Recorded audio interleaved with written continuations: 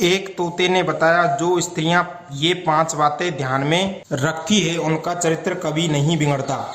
जय श्री कृष्णा मित्रों, स्वागत है आप सभी का वैदांतिक दृष्टांत यूट्यूब चैनल पर। आज की कहानी बहुत ही रोचक और ज्ञानवर्धक है। आपसे निवेदन है कि वीडियो का एक एक शब्द ध्यान से सुने। तो चलिए कहानी शुरू करते हैं। पुराने समय की बात है, किसी नगर में एक राजा राज्य करता था। उसके यहाँ एक बुद्धिमान तोता पला बड़ा हुआ था। वो तोता बहुत ही ज्ञानी और तार्किक था। मनुष्यों की भाषा में ही वो हमेशा बात करता था। राजा उसे बहुत स्नेह करते थे, क्योंकि राजा के दरबार में जब भी कोई जटिल समस्या आती तो वो तोता ही उसका समाधान करता। जो फैसला राजा साहब नहीं कर पाते थे वो तोता उसे एक क्षण में कर देता था। इसीलिए राजा को वो बहुत प्रिय था। ऐसी कई जटिल समस्याओं को तोते ने बड़ी आसानी से सुलझा दिया था।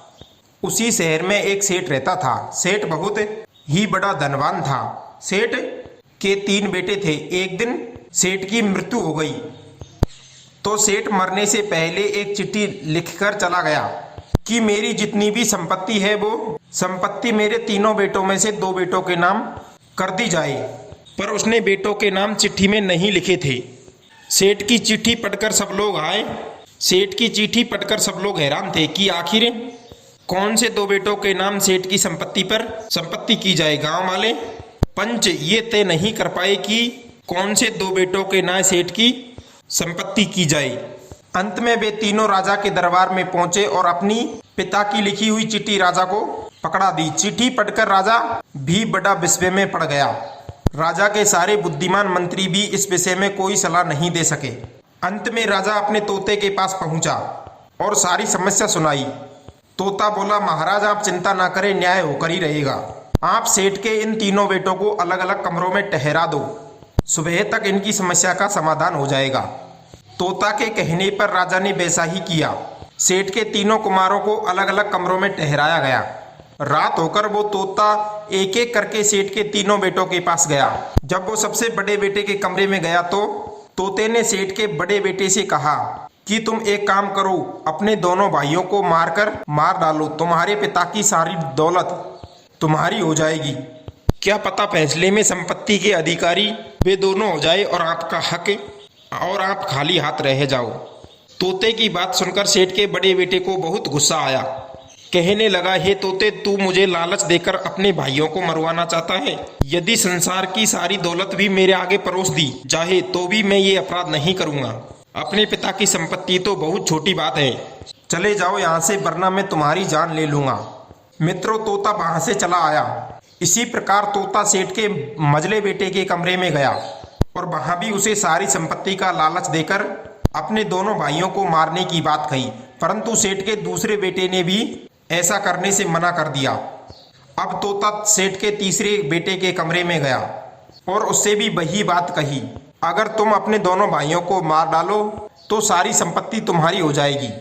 क्या पता फैसले में तुम्हारा नाम आए या नहीं आए। तोते की बात सेठ के छोटे बेटे को अच्छी तरह समझ में आ गई। वो लालच में आकर अपने दोनों भाइयों को मारने के लिए तैयार हो गया। तोते ने ये बात राजा को बताई कि महाराज, सेठ की संपत्ति पाने के अधिकारी तो सेठ के दोनों बड़े बेटे हैं। छोटा बेटा सेठ किसी भी तरह से सेठ की संपत्ति पाने का अधिकारी नहीं है, क्योंकि जो भाई दौलत के लिए अपने सगे भाइयों को मारने के लिए तैयार हो जाए वो धन के लिए किसको नहीं मार सकता। मित्रों, सवेरे दरबार ने राजा ने ये घोषणा कर दी कि सेठ की संपत्ति सेठ के दोनों बड़े बेटों को दी जाती है। तोते के इस न्याय से राजा भी बड़ा प्रसन्न हुआ। उसी दिन से तोता राजा का सबसे प्रिय और वफादार मित्र बन गया। जब भी इस प्रकार की कोई समस्या आती तो राजा अपने तोते को आगे बढ़ा देता था। एक दिन की बात, राजा अपने नगर में घूमने के लिए निकला तो उसने देखा कि एक घर की छत पर एक बहुत सुंदर स्त्री खड़ी थी। उस स्त्री को देखकर राजा उस पर मुग्ध हो गया। राजा ने अपनी दासी से पूछा कि ये सुंदर स्त्री कौन है। तो दासी ने बताया कि यह स्त्री हमारे ही एक सैनिक की पत्नी है। राजा ने उस स्त्री से मिलने का विचार बनाया। उसने अपने उसी सैनिक को बुलाकर एक पत्र देते हुए कहा कि तुम ये पत्र लेकर हमारे पड़ोसी राजा के पास चले जाओ और उस राजा का जवाब भी लेते आना। सैनिक को राजा की गलत मंशा का पता नहीं था कि वो उन्हें दूसरे राज्य में क्यों भेज रहा है। वो अपने घर आया और अपनी स्त्री को बताया कि कोई जरूरी काम से दूसरे राज्य में जा रहा हूँ, उसे घर आने में 2-4 दिन लग सकते हैं। मित्रों, इतना कहकर वो वहां से चला गया, पर संयोग की बात सैनिक राजा का वो पत्र अपने घर ही भूल गया। इधर सैनिक के जाने के बाद राजा साहब उस सैनिक के घर पहुंच गए। सैनिक की पत्नी ने पूछा कि आप कौन है और यहाँ क्यों आए हो। तब राजा उसे पूरी बात बताता है कि वो यहाँ का राजा है जिसके यहाँ तुम्हारा पति नौकरी करता है और आज तुम्हारा पति मेरे ही आदेश से दूसरे राज्य में गया है। मैं चाहता हूँ कि आप उस सैनिक को छोड़कर हमारी स्त्री बन जाओ। हम तुम्हें अपनी पटरानी बनाकर रखेंगे। हमने जब से तुम्हें देखा है हम अपना तन मन तुम्हारी सुंदरता पर हार चुके हैं। मित्रों, राजा का ऐसा अनुचित प्रस्ताव सुनकर सैनिक की पत्नी घबरा गई।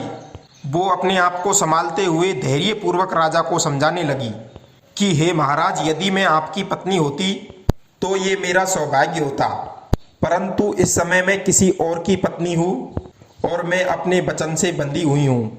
मैं अपने पति के साथ विश्वासघात नहीं कर सकती। हे महाराज, मेरी आपसे एक सलाह है। आप कैसे राजा हैं जिस बर्तन में आपके नौकर चाकर खाते हैं, आप उसी झूठे बर्तन में खाना चाहते हैं? ये आपको शोभा देता है? मित्रों, सैनिक की पत्नी का जवाब सुनकर राजा चुप रह गया और वो चुपचाप वहां से लौट गया और जल्दीबाजी में वो अपनी चरण पादुकाएं सैनिक के घर छोड़ गया और सोचने लगा, धन्य है आज भी ऐसी नारियां मौजूद हैं जिन्हें संसार की कोई भी ताकत और प्रलोभन नहीं ललचा सकता। उधर वो सैनिक जब कुछ दूर निकल गया तो उसे ध्यान आया कि राजा का दिया गया पत्र तो घर पर ही रह गया है। उसने तुरंत घोड़ा दौड़ाया और अपने घर पर आ गया। घर पर पहुंचकर उसने पत्र लिया और चल दिया, परंतु चलते चलते उसकी नजर राजा की उन चरण पादुकाओं पर पड़ी जो उसके पलंग के पास रखी हुई थी।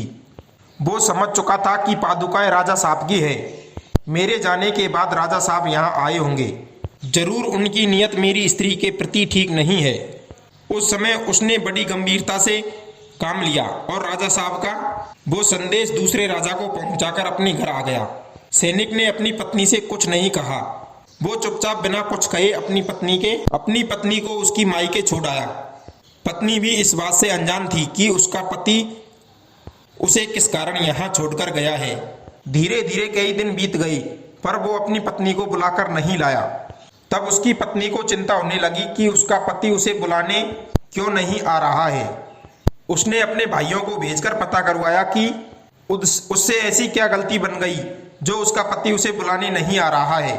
पत्नी के भाइयों ने उस सैनिक से आकर पूछा, क्यों भाई, आपको हमने एक बगीचे का स्वामी बनाया कि आप उसकी देखभाल करना, उसे सींचना और उसके फल खाना, पर आप तो उस बगीचे को देखने तक नहीं जाते हो। क्यों?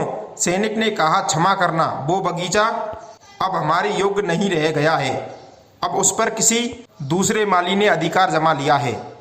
सैनिक की बात सुनकर सैनिक के सालों ने उस बात की शिकायत राजा के दरबार में जाकर की और सैनिक भी यही चाहता था कि ये मुद्दा राजा के दरबार में उठे, जिससे राजा की करतूत सबके सामने आ जाए। जब शिकायत राजा के दरबार में पहुंची तो राजा सोचने लगा, यदि ये फैसला मैंने किया तो बात खुल जाएगी, जिससे मेरा नाम भी बदनाम होगा और सैनिक की पत्नी का भी। मैं प्रजा की नजरों में गिर जाऊंगा। यही सोचकर राजा ने तोते से कहा, हे भाई तोते, आज मेरी लाज तेरे हाथ में है। मैं चाहता हूं कि इस प्रकरण की सुनवाई आप करो, जिससे मेरी मान प्रतिष्ठा बच जाए। तोते ने कहा, महाराज आप चिंता ना करें, यदि आपने मुझ पर विश्वास दिखाया है तो मैं आपके विश्वास पर खरा उतरने का प्रयास करूंगा। इस प्रकार उस दिन राज दरबार में राजा के सिंहासन पर राजा की जगह तोता विराजमान हुआ और उनकी फरियाद सुनने लगा। जब सैनिक के ससुराल वाले कहने लगे कि हे महाराज, हमने इस सैनिक को बगीचे का स्वामी बनाया, कुछ दिन तो उसने इस बाग के मीठे मीठे फल खाए, परंतु अचानक उसने इस बाग की देखभाल करना बंद कर दिया। अब आप ही बताइए कि जिस बाग का मालिक बाग की देखरेख करना छोड़ देगा तो वो बाग उजड़ जाएगा। तब तोते ने सैनिक से पूछा, क्यों भाई, आपने उस बाग की देखभाल करना क्यों छोड़ दिया?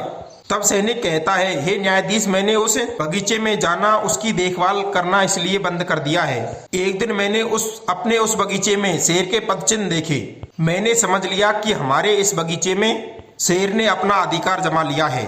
अब ऐसे में मैं उस बगीचे के फल खाने या मैं उसे देखने जाऊं तो शेर मुझे मार डालेगा, इसीलिए मैंने बगीचे से दूरियां बना ली और मैंने उसमें जाना छोड़ दिया। तोता कहता है, हे सैनिक, ये सच है। जिस दिन तुमने बगीचे में शेर के पदचिन्ह देखे उस दिन शेर बगीचे में गया था, परंतु तुम्हारे बगीचे की बाड़ इतनी मजबूत थी कि शेर बाग में दाखिल ही नहीं हो सका। उसने ना ही तुम्हारे बगीचे को उजाड़ा और ना ही फल खाए और ना ही उसे छुआ। वो जैसा गया था वैसा ही चुपचाप लौट आया। शेर ने उस दिन के बाद आपके बाग की ओर मुंह करके भी नहीं देखा और ना ही कभी देखेगा। आप का बाग पहले जैसा था वैसा अब भी है।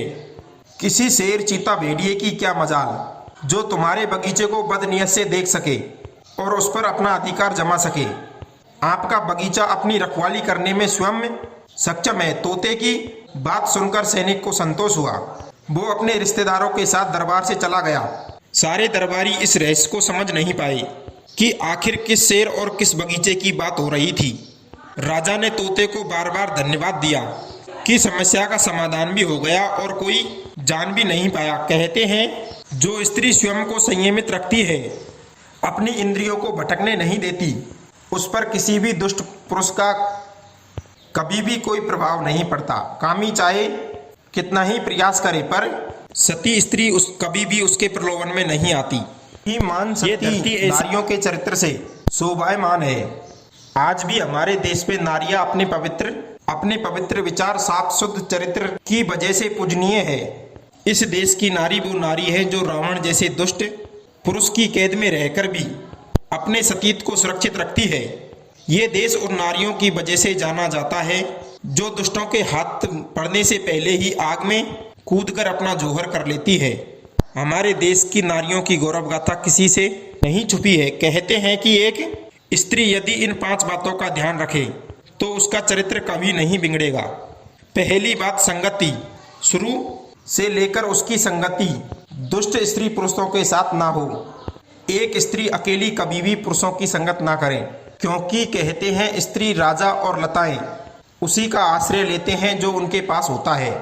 दूसरी बात, पहनावा। उनका पहनावा ऐसा नहीं होना चाहिए कि जो कामी पुरुषों को अपनी ओर लालायित करता हो। कहते हैं, कभी कभी सामने वाले के मन में दूषित विचार नहीं होते, परंतु आपके लुभावने और अश्लील पहनावे को देखकर उनके विचार आपके प्रति बहुत दूषित हो सकते हैं। सामने वाले को सुधारने के बजाय हम स्वयं को सुधारें तो काफी हद तक लोगों की सोच में परिवर्तन आ सकता है।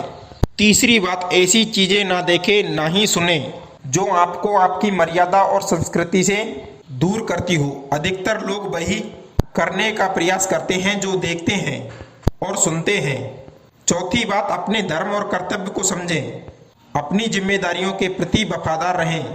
अपने कुल की मान प्रतिष्ठा को ध्यान में रखते हुए ही कार्य करें। 5वीं बात, स्वयं को खाली ना रखें। किसी न किसी कार्य में स्वयं को व्यस्त रखें जिससे आपका मन बटा रहे। कहते हैं, खाली बैठने वाले का मन कोई न कोई खुरापात करता है। हो सकता है कि वो आपको उस दिशा में चलने के लिए प्रेरित करें जहां आपका चरित्र बिगड़ सकता है। मित्रों, यदि इस कहानी के विचार आपको पसंद आए हो तो वीडियो को लाइक करना और शेयर करना, और चैनल पर नए हो तो चैनल को सब्सक्राइब जरूर करना। मिलते हैं अगली ज्ञान चर्चा के साथ। आप सभी का बहुत बहुत धन्यवाद। जय श्री कृष्णा।